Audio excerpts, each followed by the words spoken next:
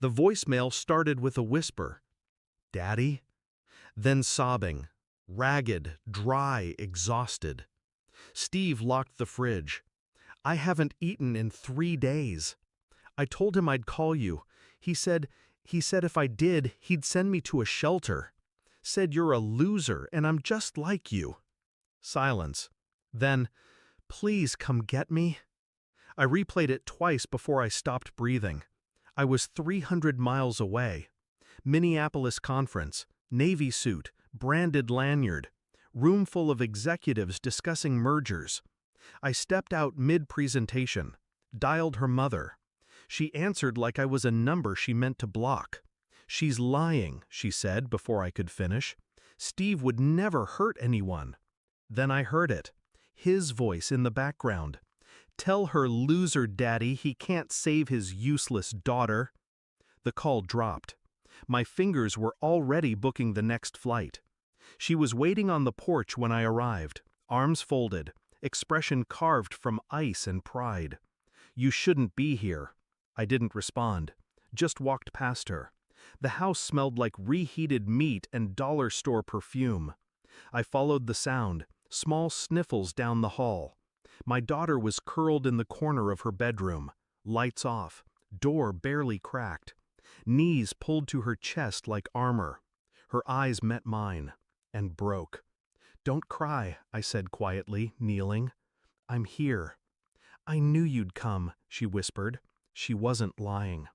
The way she clung to me, the visible ribs, the blue marks on her upper arm that she tried to cover with a hoodie sleeve 2 sizes too big. I didn't say a word to the man who appeared in the hallway, shirtless, beer in hand. He smirked like he knew he was protected. "Got no rights here," he said. "She's my house now." But he was wrong. He just didn't know how wrong yet. I didn't yell, didn't threaten. I took my daughter. 1 suitcase, 1 night in a hotel. Then we drove back home. My home. A real bed. Warm meals. Silence she wasn't afraid of. While she slept, I started building.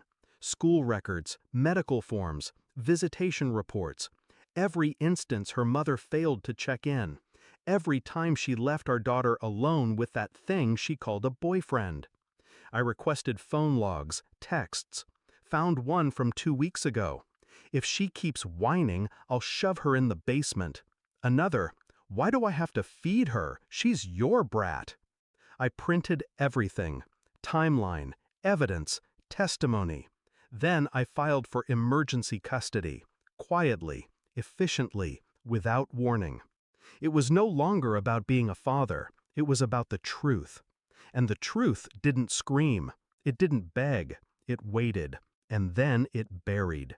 She thought it was a routine hearing. Wore lipstick, a beige dress she used to seduce judges with fake politeness. She brought him. Of course she did. He even wore a suit. Didn't fit. Like he'd borrowed it from someone who still had a soul. I sat 2 rows behind. My lawyer did all the talking. I just watched. The judge flipped pages, looked up once, twice, and then said, "Mr. Carter, do you know you're not permitted to be within 100 feet of this child?" Steve blinked. "I didn't do anything." The judge held up a photograph. My daughter's bruised arm, a timestamp in the corner, her mother's signature on the ER intake form, 3 days late. "She fell," her mother said, voice high, trembling now.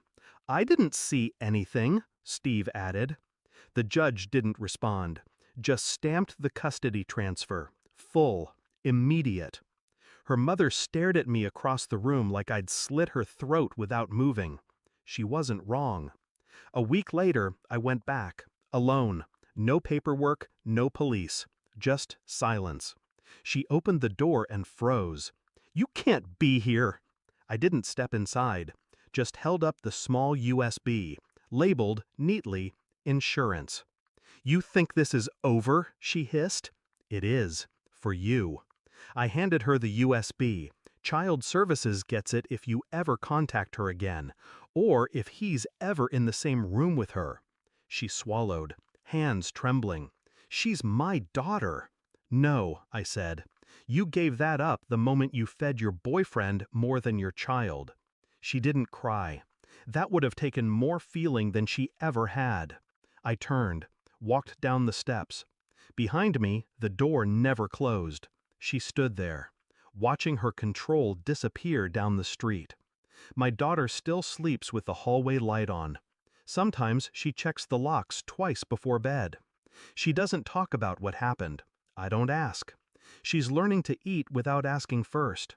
She laughs more now. It's soft, still guarded, but it's real. Some nights I sit in my office, USB in the drawer, the unopened bottle of whiskey beside it. I don't touch either. Some men break windows. Others build walls. I built one between her and the world that hurt her. That's all I ever needed. All she ever needed. And when she calls me now, she doesn't cry. She just says, "Hi, Dad," and that's enough. The monster lost. The liar lost. And I didn't need to scream to win.